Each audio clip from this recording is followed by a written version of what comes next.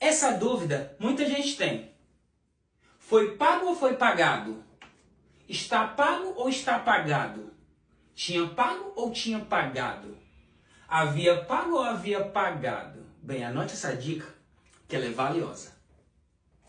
Aqui temos um verbo auxiliar e um verbo principal, que é o verbo pagar. O verbo principal, quando ele estiver na forma curta, consideramos que é o particípio irregular.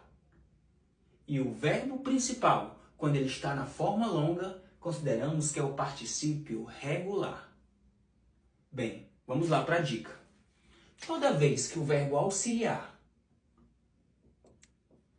neste caso, é o verbo ser, e neste caso é o verbo estar.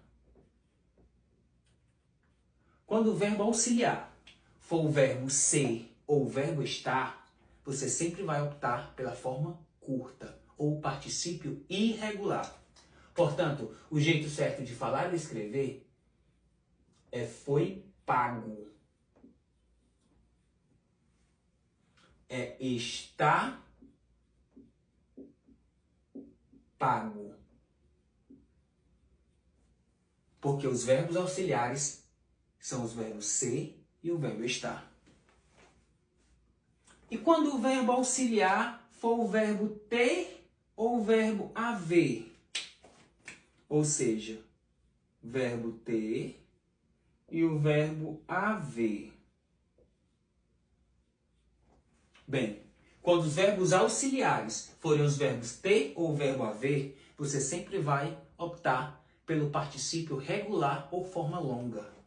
Portanto, tinha pagado e havia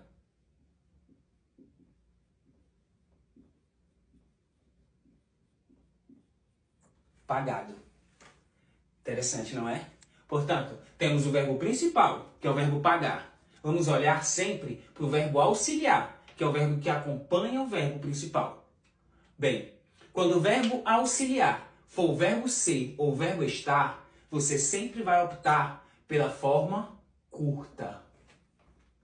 Foi pago, está pago. Toda vez que o verbo auxiliar for os verbos ter ou o verbo haver, você sempre vai optar pela forma longa. Portanto, é tinha pagado e havia pagado. Salva essa dica, compartilha com os amigos, printa e não erre mais.